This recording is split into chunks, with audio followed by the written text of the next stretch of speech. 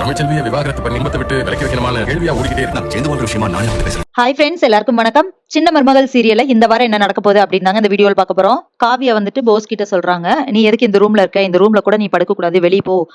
ஒண்ணு கிச்சன் கிட்ட அங்க ஒரு ஸ்டோர் ரூம் இருக்குல்ல, அங்க படுத்துக்கோ, இல்லாட்டினா ஹால்ல போய் படு அப்படின்னு சொல்றாங்க. இப்போ போஸ் வந்துட்டு இல்ல, நான் இங்கே கீழே ஒரு ஓரமா படுத்துக்கிறேன் அப்படின்னு சொல்றாரு. உன்னை இந்த ரூம்லயே இருக்க கூடாதுன்னு சொல்லியிருக்கேன், உனக்கு இனிமே இருக்கு, இது மட்டும் இல்ல இன்னும் நிறைய இருக்கு உனக்கு, உன்னை என்னென்ன பண்றேன் பாரு நானு அப்படின்னு சொல்லிட்டு மரியாதையை வெளியே போ. யார் கேட்டாலும் அப்படியே சொல்லு, நான் இப்படி பண்ணதுக்கு என் பொண்டாட்டி எனக்கு பனிஷ்மெண்ட் கொடுத்துருக்கான்னு சொல்லு அப்படின்னு சொல்றாங்க. அதுக்கப்புறமா போஸும் வந்துட்டு வெளியே போயிடுறாரு. வெளியே போயிட்டு ஹாலில் ஒரு ஓரமா உட்காந்துட்டு இருக்காரு. அப்போ விரிக்கலாம் அப்படின்னு சொல்லிட்டு பெட்ஷீட்லாம் விரிச்சிட்டு இருக்காரு. அப்ப அவங்க அம்மா வர்றாங்க. என்னடா போஸ் இங்க விரிச்சிட்டு இருக்க, இங்க வந்து படுக்க போறியா அப்படின்னு சொல்லி கேக்குறாங்க. ஆமாமா, அந்த காவியா வந்துட்டு என்ன போய் வெளியே போய் படுன்னு சொல்லிக்கிட்டா அப்படின்னு சொல்றாங்க போஸ். சரி, எதையும் இங்க வச்சு பேச வேண்டாம், வா என் ரூமுக்கு போயிடலாம் அப்படின்னு சொல்லிட்டு அவங்க ரூம் கூட்டிட்டு போறாங்க. அங்க வந்துட்டு சித்ரா, ஈஸ்வரி, அப்புறமா போஸ் 3 பேரும் பேசிட்டு இருக்காங்க. என்னடா சொன்னா அவ அப்படின்னு சொல்லிட்டு ஈஸ்வரி கேக்குறாங்க.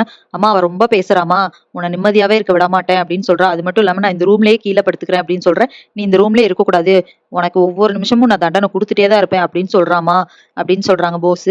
இதுக்கெல்லாம் காரணம் யாருடா? ஒருவேளை நீ வந்து அந்த மாத்து மருந்தை கொண்டு வந்த அப்படிங்கிற விஷயம் தெரிஞ்சிருந்தா கூட அவ சந்தோஷப்பட்டிருப்பா, கொஞ்சமாவது மனசு மாறி இருந்திருப்பா. ஏதோ ஒண்ணு செஞ்சிருக்கானே அப்படின்னு சொல்லிட்டு இப்ப அதுக்கும் வழி இல்லாம அது அந்த தமிழ்ச்செல்வி தான் கொண்டு வந்தா அப்படிங்கிற விஷயத்த எல்லாத்து முன்னாடியும் போட்டு உடைச்சிட்டான் அந்த சேது. அது மட்டும் இல்லாம நம்ம வாயாலே உண்மையை சொல்ல வச்சுட்டான் அப்படின்னு சொல்லிட்டு சொல்றாங்க. இப்ப என்னமா பண்றது அதுக்கு அப்படின்னு சொல்லிட்டு போஸ் கேக்குறாரு. ஒன்னும் இல்ல, அவங்க 2 பேத்தையும் நிம்மதியா இருக்க விடக்கூடாது. நீ வந்து இவ என்ன சொன்னாலும், காவியை என்ன சொன்னாலும் அமைதியா கேட்டுட்டுரு. ஏன்னா அப்பதான் வந்துட்டு அவங்க வீட்டுல கொடுக்க வேண்டிய அந்த பணம், காரு, நகை எல்லாம் எப்ப இருந்தாலும் அந்த பொண்ணுக்கு தானே. அந்த பொண்ணு சொல்லியிருக்கல, நானே கேட்பேன் அப்படின்ட்டு. நம்ம இனி நல்ல வகையா இருந்தோம் அப்படின்னா நீ வந்து அவ சொல்றதெல்லாம் கேட்டு திருந்தி நல்லவனா இருக்க அப்படின்னு சொல்லிட்டு அவ நம்புனானா கண்டிப்பா அவங்க வீட்டுல இருக்கிற பொருள் எல்லாம் வாங்கி நம்ம கிட்ட கொடுத்துருவாடா. அதனால அவகிட்ட நீ என்ன சொன்னாலும் நல்ல பேர் எடுக்கிற மாதிரியே சரி அப்படின்னு சொல்லிட்டு கேட்டுக்கோ, தயவு செஞ்சு கோவப்பட்டு எதிர்த்து எதுவும் பேசிடாத அப்படின்னு சொல்றாங்க. வேற வழியில் என்னமா செய்யறது அப்படின்னு சொல்லும்போது, இப்ப உங்க அப்பாவும் இல்ல, அதனால நம்ம 3 பேரும் பிளான் போடுவோம். அதுக்கப்புறமா வந்துட்டு என்ன பண்ணணும்னா, இந்த சேதுவையும் தமிழ்ச்செல்வியும் நிம்மதியா இருக்க விடக்கூடாதுடா அப்படின்னு சொல்றாங்க.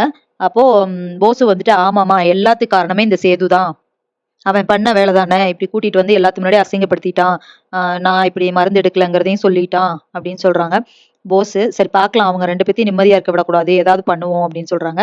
அதுக்கப்புறமா இங்க வந்துட்டு சேதுவுக்கு போன் வருது, மெடிக்கல் காலேஜ்ல இருந்து போன் பண்றாங்க. என்ன அப்படின்னு சொல்லி கேட்கும்போது, போஸை கூட்டிட்டு நாளைக்கு வந்து நாங்க அந்த விருது தரோம்னு சொன்னோம் இல்லையா, அந்த இதுக்காக நாளைக்கு வாங்க அப்படின்னு சொல்றாங்க. அப்ப சேது வந்துட்டு போஸ் வரமாட்டான், அதுக்கு பதிலா தமிழ்ச்செல்வி தான் கூட்டிட்டு வருவோம் அப்படின்னு சொல்றாங்க. ஏன் என்னாச்சு அப்படின்னு சொல்லி கேட்கும்போது, தமிழ்ச்செல்வி தான் அந்த மருந்தை உண்மையாவே எடுத்துட்டு வந்தது, கஷ்டப்பட்டு காட்டுக்குள்ள இருந்து எடுத்துட்டு வந்தது தமிழ்ச்செல்வி தான். ஆனா சேது வந்துட்டு நான் எடுத்தேன்னு போய் சொல்லிட்டான், அதனால தமிழ்ச்செல்வி தான் எடுத்துட்டு வந்தாங்கன்னு சொல்லும்போது, ஓகே எப்படி இருந்தாலும் அவங்களுக்கு வந்துட்டு உங்க அப்பா வந்து ஸ்காலர்ஷிப் அந்த பணமும் தரணும் இல்லையா, அதனால 2மே தமிழ்ச்செல்விக்கு தான். அதனால எல்லாருமே நாளைக்கு வந்துருங்க, நாளைக்கு தான் ஃபங்க்ஷன் வச்சிருக்கோம் அப்படின்னு சொல்றாங்க. சரி அப்படின்னு சொல்லிடுறாரு சேது. சோ இதுக்கப்புறம் என்ன நடக்க போகுது அப்படிங்கறத இனி வர்ற வீடியோல ஒண்ணுன்னா பார்க்கலாம் ஃப்ரெண்ட்ஸ். அது வரைக்கும் வெயிட் பண்ணுங்க. நன்றி, வணக்கம்.